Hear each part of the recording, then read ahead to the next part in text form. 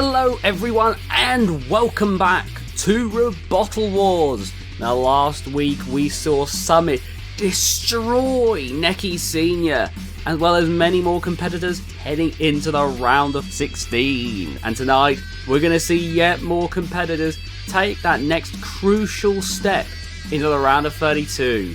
Let's see the fights for tonight. And the first fight of the night, it's the incredibly low Platypus taking on the powerful, devastating Slapshot version 3. And after that, it's the dual beta flipper of Ozone taking on the devastating vertical spinner of Bloodshot. And after that, the compact 6-wheel horizontal spinner of Hadron will take on the clusterbot of the Sin and the Sentence. And then Mermaid, with its extremely powerful vertical spinner, will take on the sleek and low Corrosive. Then after that, the powerful bar spinner of Hyperion will take on the compact and robust Red Eye. And then after that, Koros, one of the most devastating shell spinners not just in Robottal Wars but ever, will take on Yin and Yang. And then Ramification, with its pistoning spikes, will take on the extremely heavy hammer of Hell's Angel 2. And then in our main event, it's the depths of space versus the depths of the ocean. Orbitus, with its rear hinge flipper, taking on the front hinge flipper of Wipeout. Who's going to move on to the next round? Let's find out. And here we go, the first match of the evening, Platypus versus Slapshot, and Platypus, that low ground clearance, giving them an early advantage here in this match. Now, Slapshot, under the ruling of the former co-host, ruled that Slapshot needed to lessen the power of their flipper. I'm praying that that is not going to be too much of a problem. Thankfully, I do know Slapshot is an incredibly effective robot, my god! You can see Platypus getting right to work though. Slapshot struggling at the moment. We've seen that even with these two flipper motors, it is capable of winning fights handily, but Platypus is not one to underestimate by any stretch. Very low to the ground, keeping on the offensive. Slapshot needs to try and self-right quickly here before Platypus can take advantage. Platypus not giving them any room to breathe at the moment. I feel really bad for Slapshot at the moment. My god. Oh, they're going in. Oh, a mistime flip there. But look at this. Oh, my goodness. Now, I want to bring attention to the way that Slapshot is built here. You can see there, they've got that square body, and that's where the vital parts are stored. The drive, the flippers, it's all rather powerful. My god, though, a beautiful flip from Platypus. Platypus just been keeping on the offensive throughout. And then surrounded with protective barriers, those extenders and panels, ensuring that if Slapshot goes up against a vicious opponent with a powerful weapon, that they can take a fair bit of abuse. Platypus, on the meanwhile, not the most powerful flipper, but those sheets and those skirts on the side ensure that no matter how you approach it, it's incredibly hard. My god, it's incredibly hard to approach, but I think that's it. My god.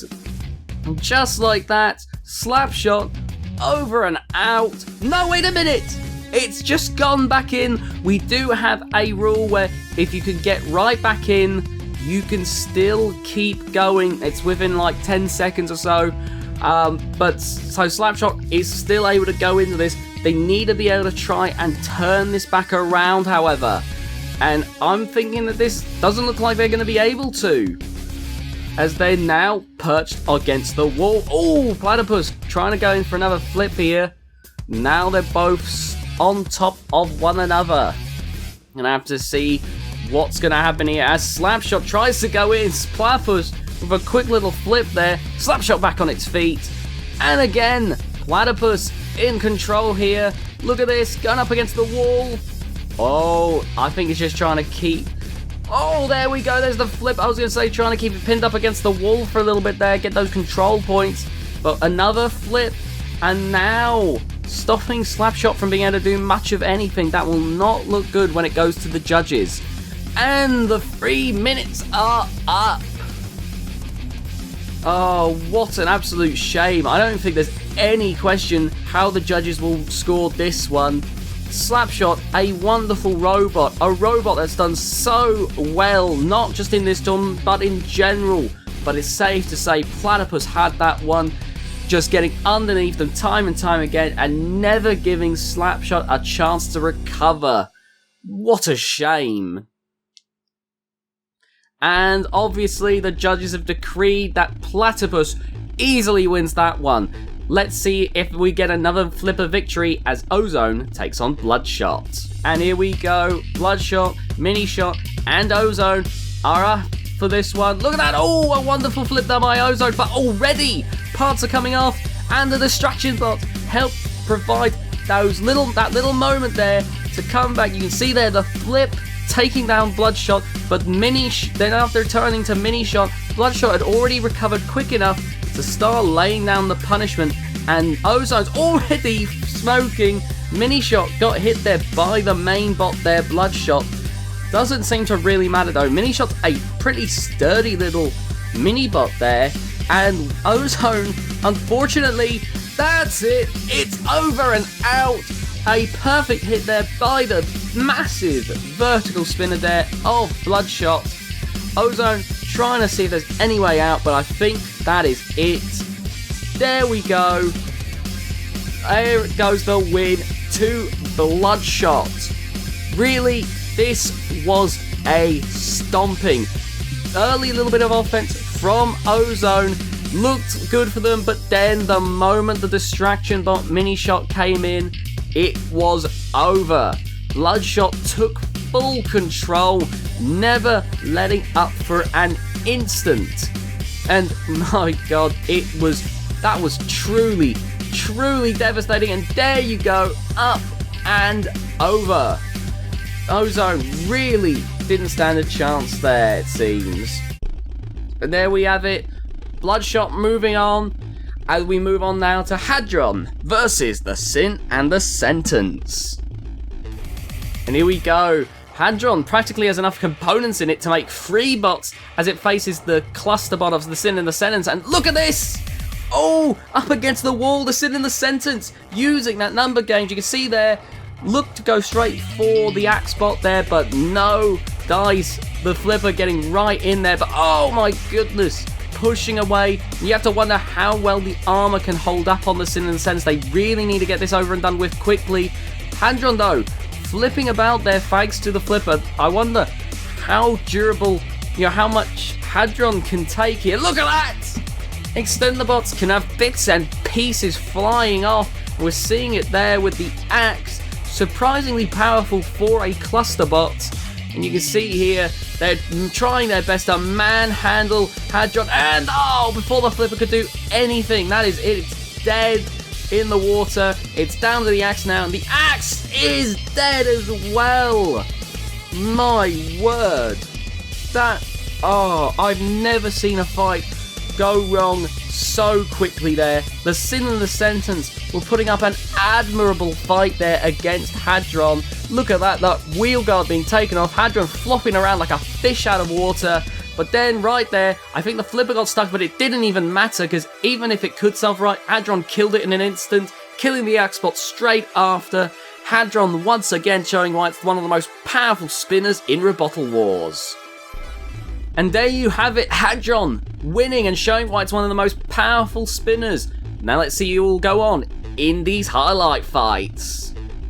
And in the first fight, it was 2 very different spinners. The powerful but not very low Mermaid taking on the low but not very powerful Corrosive.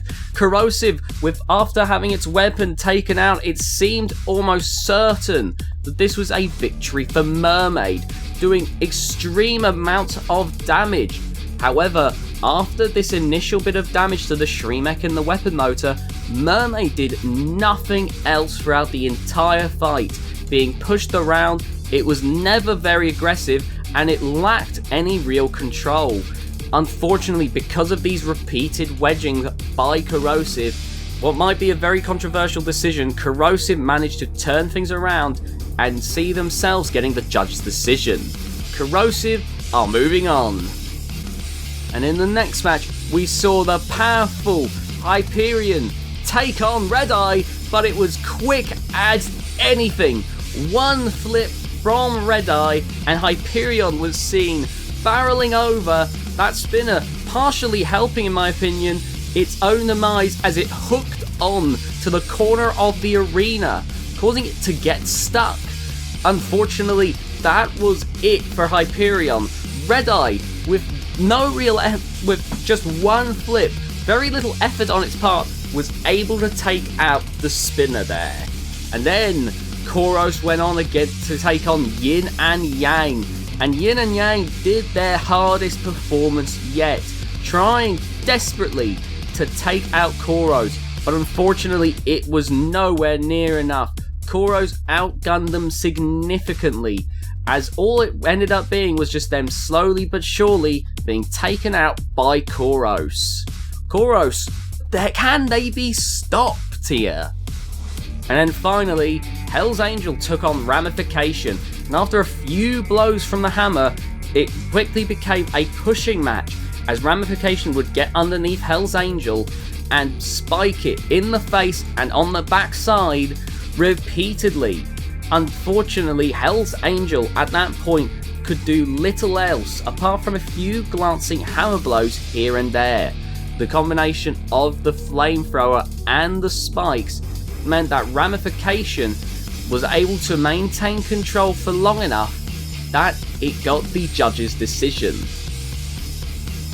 As a result of this, Hell's Angel out of the competition, as Ramification, with its compact design and surprisingly low wedge, continued on to the next round.